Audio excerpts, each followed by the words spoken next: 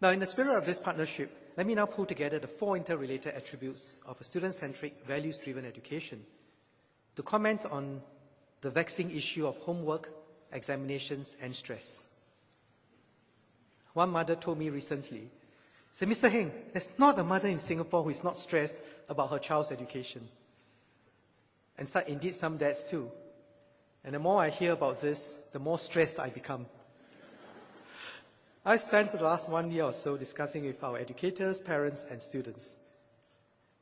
And it seems to me that the sources of stress are multiple. For some, it is excessive homework and CCAs. For others, it is extra assessment books, tuition, and enrichment classes. Our bookshops are quite unique. Walk into any of our bookshops and you see that one of the largest sections are assessment books. Actually, I should add that when I look at bookshops in China, Hong Kong, and Taiwan, it's also the same. Now, for many, it is expectation and ambition to do one's best, especially at high-stakes examinations. And comparison with others is often a source of stress. One student told me that first, her parents asked her, why didn't she get into a top school like her cousin? Then, when she got 80 marks for a test, her parents asked her why her cousin in a better school got 85. So she worked very hard, and then when she got 85, her parents said, "But girl, your cousin now got 90. So the poor girl said she felt she had done her best, but it was never good enough. But thankfully, she remained a very cheerful girl. One father who met me on a Saturday morning complained that his daughter had to stay in school till 4 p.m. for 3 days a week. 2 for extra lessons, 1 for CCA. As a result, he had little quality time with her. Now, since it was a Saturday morning, I asked, "Where's your daughter?" And he said rather apologetically that he had sent her for an enrichment class. Another complained to me that the school conducted extra lessons during vacation. I checked and found that it was optional. But he replied, "So what? My son has to go. Otherwise, he will lose out. It's best that MOE scrap the whole thing." So while some parents know that extra lessons could take up too much time at the expense of time with the family, they still send their children for tuition and enrichment classes for fear that they may fall behind. Now, as we deliberate over this issue, it is useful to learn from the experiences of other countries. One country in East Asia cut curriculum, only to have to restore it a few years later and add more, when standards fell sharply. Another expanded university places so that over 80% of each cohort of students can go to universities. But it did not stop parents from sending children to cram schools so that they can cram well enough to enter one of the top 3 universities. Their education ministry now has inspectors to ensure tuition centers close by 10 p.m. Another education system abolished their equivalent of PSLE, yet concerned parents are now queuing up to have their 3-year-olds do assessment tests for admission to high-end kindergartens. I asked, what do they assess? And they said they assess language skills and motor skills. And I know of one poor child who happened to fall asleep during the assessment because it was his bed nap time, and he couldn't get in. And the distraught grandparent said, "My grandchild had his first failure in life." Well, now any society which prizes achievements will run into these issues. And I'm not just talking about even Asia. It is a global phenomenon. Our education system must have sufficient rigor and strength. It must not become soft. The issue for us is not to reduce stress to zero. A certain amount of stress is needed, a certain amount of right amount of tension is needed. The key is to strike the right balance. There are no easy solutions, but MOE must reflect on what we can do and do our best. So first, tackle the issue of homework. Last year, we asked schools to issue homework guidelines. We have considered if we should issue a standardized one across all schools. So primary school, X hours, secondary school, Y hours, and so on. And we decided that a one-size-fits-all guideline will not work. The demand of the homework on each child is different. Given the same piece of homework, one child may take half an hour, another may take 2 hours. But schools can do better to coordinate the amount of homework given. Let me share the practice of Jingshan Primary and Ahmad Ibrahim Secondary and several other schools. They have a state-of-the-art supercomputer to help them coordinate and schedule students' homework. Let me show you this supercomputer.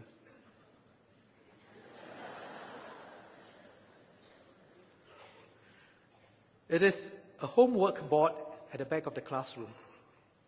This lists the homework, tests, and projects in a given week or month, and that way, teachers can coordinate when setting homework to make sure that students are not overloaded on a particular day or week.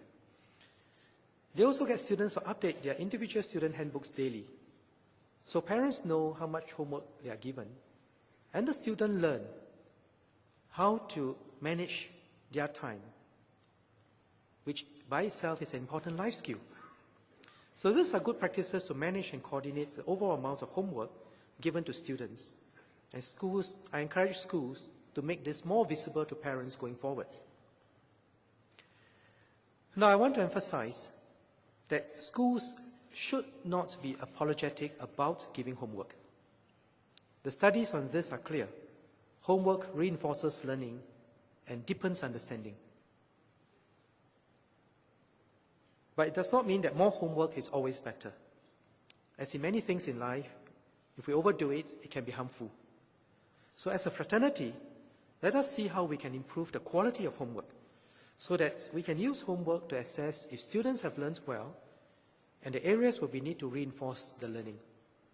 Homework serves as an important tool in assessments for learning and reinforcing learning. Now, second, parents will want the best for their children.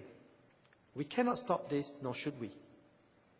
Even for students who are doing well, some will choose to have tuitions, even if it is not necessary, just to make doubly sure, as we Singaporeans like to say. And indeed, when I go to schools and ask students, I've been surprised by how many of the students themselves say that. Now again, this is not uniquely Singapore. In China, they are grappling with this. One tuition agency had a unique tagline. It says, "You may not be a genius, but you can be a father to a genius." Now, which father will not want that? In Singapore, we have the opposite advertising. Let me show you.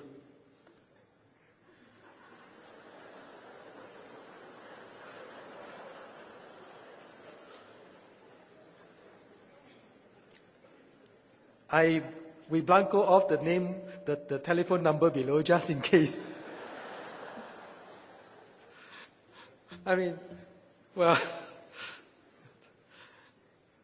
but seriously, MOE can do our part not to contribute to the need for tuition. Our schools and our exams must not be run on the basis that students will have tuition. Some parents complain that our teachers tell the students to seek answers from the tuition teachers. And if this is true, we must put a stop to it. Now, this is not to say that tuition and extra support are not useful for some students. I know many of our teachers sacrifice much personal time to coach students, to run remedial classes, to run supplementary classes. I mean, we have many dedicated teachers who are doing this. And students who are weak in particular benefit from the extra help. But teachers cannot do everything, and I'm grateful that community tuition schemes, like those run by self-help groups, have been useful. There have also been tertiary students who have volunteered their time to help weaker students. And in class, as I mentioned earlier, there is much value in stronger students helping weaker students in the spirit of collaborative learning. But I would like to caution that excessive tuition can be harmful. If students overlearn, they become bored in class. It also comes at the expense of CCA, which is an indispensable part of holistic development, and time for other pursuits, such as reading, which broadens the mind, and spending time with friends and family. Now, when students have personal coaches for learning and look for ready answers rather than struggle and persevere to understand, it undermines the spirit of perseverance and independence. Now, when they start work, they cannot be running to someone for answers to difficult or unfamiliar issues. So these are things that we need to reflect on. What kind of qualities are we helping students develop? Now, third, we must not set unrealistic standards for tests and examinations.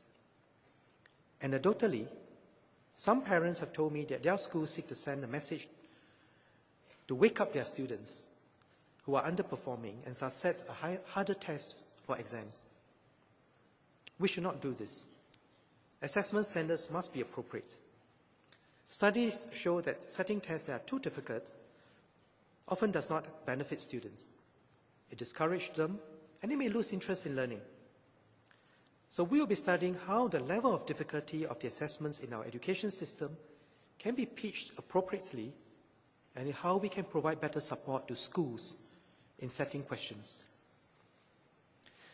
Now, there have also been many other suggestions. For example, one MP suggested that MOE should regulate the tuition industry, or teachers should teach more and do even more, or parents should not do so much, or parents should do this and that.